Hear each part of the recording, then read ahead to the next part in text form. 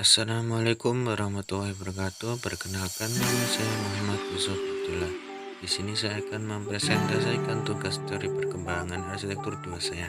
Di sini saya akan mengambil judul yang menarik, yaitu Doric Arsitektur, dengan tema yang sangat menarik menurut saya, yaitu Doric Order atau Ordo Doria. Di sini bisa kita ketahui bahwa dalam arsitektur Yunani kuno terdapat 3 ordo, yaitu Ordo Doric, Ordo Ionik, dan yang ketiga Ordo Korintian. Langsung saja kita akan membahas tentang Ordo Doric.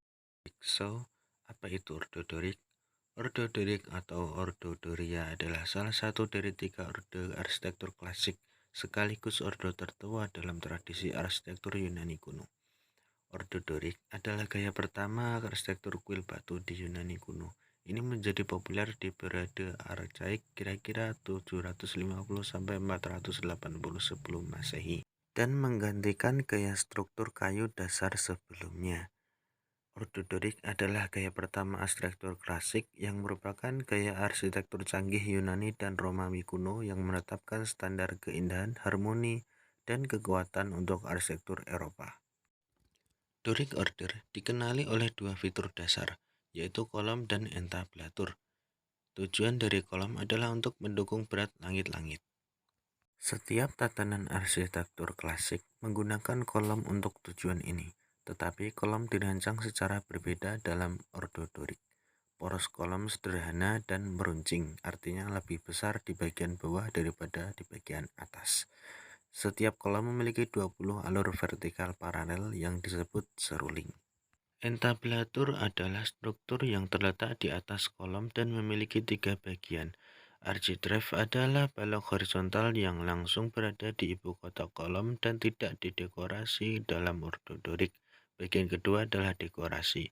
Ini adalah fitur yang paling membedakan dari entablatur Doric karena jalur Doric memiliki pola triglyph dan metop yang bergantian sebagai dekorasi. Triglyph adalah panel dengan 3 garis vertikal. Metop adalah ruang kosong di antara triglyph. Triglyph dimaksudkan untuk menyerupai ujung balok kayu yang akan menopang berat langit-langit di kuil kayu. Di atas dekorasi adalah cornice, bagian menonjol yang mendukung struktur paling atas pedimen segitiga. Seringkali patung dewa ditemukan di pedimen. Kuil Doric seharusnya seimbang secara estetis, dan idealnya seharusnya ada 1 triglyph di atas pusat setiap kolom dan 1 tepat di antara setiap kolom. Tiang-tiang dalam Ordo Doric tidak memiliki alas atau batu datar yang lebar, tetapi bertumpu langsung pada trotoar candi yang disebut stylobed. Bagian atas kolom memiliki bagian datar yang lebar yang disebut ibu kota. Ibu kota kolom secara langsung menopang berat langit-langit.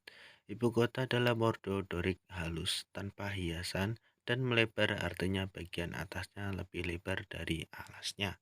Namun, karena Ordo Doric adalah pertama kalinya kuil batu digunakan, orang Yunani masih belajar bagaimana menyesuaikan berat batu yang ekstra. Oleh karena itu, 2 kolom terakhir pada setiap baris harus saling berdekatan untuk menyeimbangkan bobot, yang berarti triglyph berada di luar pusat. Masalah ini disebut konflik pojok Doric dan membutuhkan waktu bertahun-tahun bagi para arsitek untuk memperbaikinya. Akhirnya mereka menyelesaikannya dengan mengurangi ukuran metop akhir, sehingga triglyph dipusatkan di atas kolom ujung lagi.